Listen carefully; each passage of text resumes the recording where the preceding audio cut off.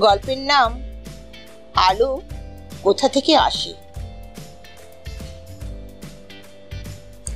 এক রাতে গোপাল হাঁটতে হাঁটতে দেখলো এক গৃহস্থ খোলা উঠোনে এক বাতি জ্বালিয়ে বসে আছে।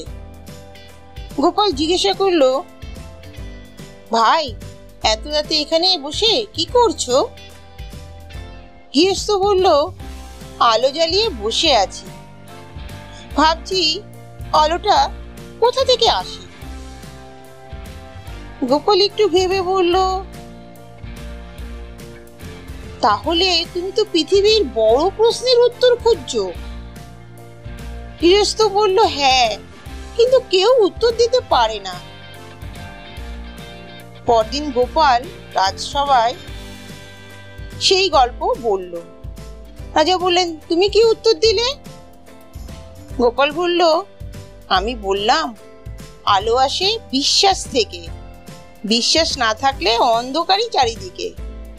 রাজা কিছুক্ষণ চুপ করে বললেন, আজ তুমি সত্যি দার্শনিক হয়ে উঠেছো গোপাল।